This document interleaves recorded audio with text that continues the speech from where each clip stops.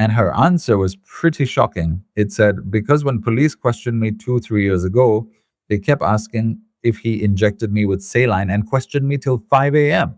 I say I cannot be injected. That's how she spoke in the court.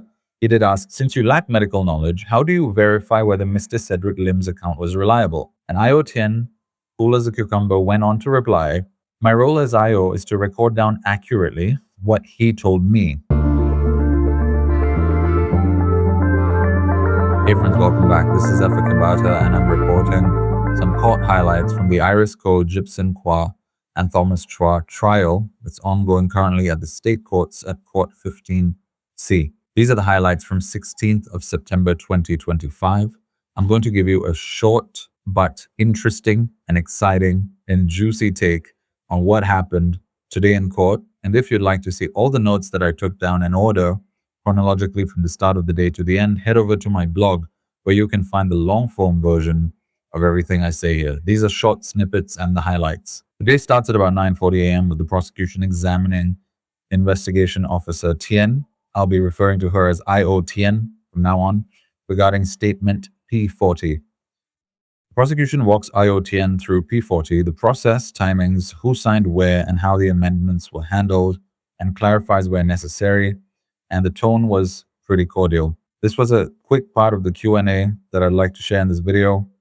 Basically, the prosecution asked, was any provision made for Mr. Cedric to make amendments? And IO Tien replies, I would stop after every paragraph, and after the entire statement was read, he was allowed to read through himself to see if there were any changes that he wanted to make. The prosecution after that took her through the amendments one by one and made sure to be very clear on by whom they were made, and where they were made, on which parts of the paper, the signatures, and the whole shebang. And the witness proceeds to explain the different statements, the amendments, the clarifications, and so on. There was a break for 20 minutes, after which Mr. Adrian Wee, Dr. Quah's counsel, cross-examined IO Tien. Wee probes what Tian knew before P40 and whether questions were pre-prepared. And Tian said she drafted questions based on her supervisor's general direction and a prior statement, which Mr. Cedric Lim had given the useful or relevant parts from that prior statement. Prosecution asks, would I be correct that most questions were pre-prepared before this statement taking? And IO Tien replies no. Then the prosecution goes on to explain a little bit about serology tests, blood tests, and so on in relation to vaccinations, vaccination proof, and so on. Investigation Officer Tian ended off that entire line of questioning with the phrase, the fact that I don't even know what it means, basically attesting to the fact that she could not really answer those questions to the satisfaction level that the prosecution would have liked. Basically, IO Tien is trying to say that because of a knowledge level or a lack of her knowledge level on serology tests, blood tests, vaccinations, vaccination proof, and so on, she could not answer the questions to this level of satisfaction that the prosecution would have liked in this matter. And it's very clear to the judge, the court, and everybody else present that that line of questioning eventually would have to come to an end because IO Tien didn't really have the knowledge on those matters. After that, and this went on for quite a while, and it was very robust questioning by Mr. Adrian Wee. Next, she went on to be cross-examined by Mr. Thomas Chua, who was representing himself. And this was a rather interesting one. Might I dare say, even with a little bit of comedy. Not comedy, but Mr. Chua was smiling at certain points. The audience was smiling at certain points because of Mr. Chua's candid, sometimes humorous, and often hearty questioning style and his overall pleasant demeanor in the proceedings. It makes an interesting watch for an audience member. Mr. Chua asked, other than the one mention in this statement referring to one part where his name was taken, he asked, was I associated with this case at all? And IO Tien says no. And eventually, after clarifying that IO Tien lacks medical knowledge to do with serology tests, vaccinations, and so on, he did ask, since you lack medical knowledge, how do you verify whether Mr. Cedric Lim's account was reliable? And IO Tien, cool as a cucumber, went on to reply, my role as IO is to record down accurately what he told me. Mr. Chua goes on to question and say, when he said he was injected with saline, did you assume, I'm going to give you his exact words here. Mr. Chua said, so when he mentioned that he was injected with a saline injection, you assumed it was a saline injection? or a vaccine. And IO Tien said when he told me he was injected with a saline injection, I would have just written it down in the statement like I did. The like I did is added by me. Mr. Chua ended his questioning shortly after that.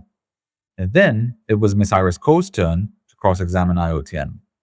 And Miss Iris Koh went on for quite a while, questioning deeply and trying to understand IO Tien's full involvement in the statement taken. As was the reason I believe was the reason she was summoned to the court by the prosecution in the first place, to go deep on these matters. And so Ms. Koh focused on the intent of P40, why questions centered on her, Ms. Iris Koh, the absence of links to fake saline, and the long duration for very few apparent questions in the police report. And the judge was periodically clarifying for both Ms. Iris, who was new to representing herself, and for IO Tien, who might or might not have understood Ms. Iris Koh's questions. Now, here's a section of the Q&A I took out to talk to you guys about. The rest of it is on the blog article. So Ms. Iris Koh goes, prior to this statement, was Mr. Cedric allowed to look at his earlier statement? And why not? IO Tien replies, no, in my practice, everyone has a different style of taking statements. And in my practice, I don't want the earlier statement in his memory when he makes this one. Ms. Iris continues, do you agree that the statement doesn't say that before he saw Dr. Quah, he knew Iris Koh told him about fake saline or fake vaccination? IO Tien agrees, yes, there is no such link in his words. And regarding the 1 hour, 40-minute time it took for this entire statement to be taken, according to IO Tien, and the 6 or so questions that appear in the statement in the question-answer format, Ms. Iris asked why it took 1 hour, 40 minutes for 6 questions.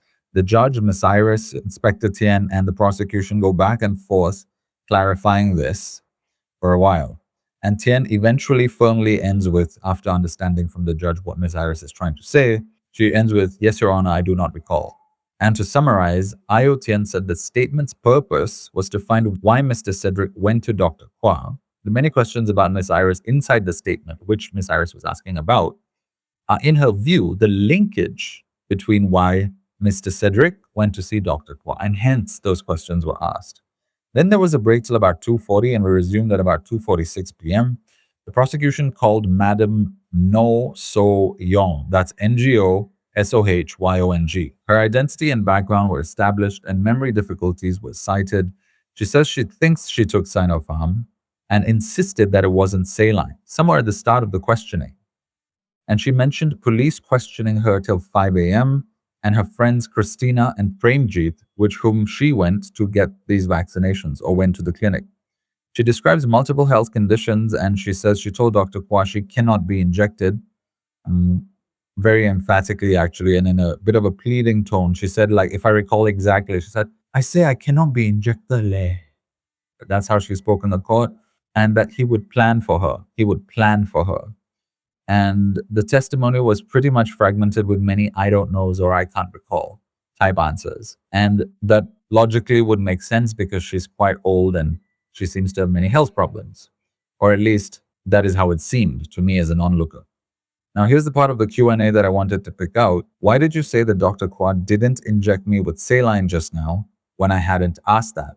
This was a great question by the prosecution. I, in fact, picked up on that as well. When earlier, when she was being asked questions about the vaccination, she just blurted out, oh, Dr. Quah didn't inject me with saline. Even I was wondering, why would she just suddenly volunteer that information without being asked? And her answer was pretty shocking. It said, because when police questioned me 2-3 years ago, they kept asking if he injected me with saline and questioned me till 5 a.m. Then we adjourned from about 4:22 to 5 p.m. The court resumed at about 5:03. And after we came back, there was a mention of an application from the prosecution to cross-examine their own witness. The second time, I believe, in this case. The first time was Mr. Cedric Lim, at least from the part I entered the courtrooms as a member of the public to watch. The judge explained that this was a little bit unusual and that a party would need permission and must specify why and which statements are an issue. He also provided process guidance, especially for Ms. Iris Koh, who's representing herself for the first time. But yeah, that's all I have for you guys. The full notes, timelines, and dialogue would be on my blog, at least the parts that I took down. If you're watching this on LinkedIn, if you're watching this on YouTube, that link would be inside the description. If you're not watching this on YouTube, I'll try to comment on this video with that blog article on the different socials. But if not, just head to my website, It's an easy read. Just click the menu button in the top right or left if you're looking on mobile. Head down to blog and it should be one of the first few articles. Take it easy and see you on the next one.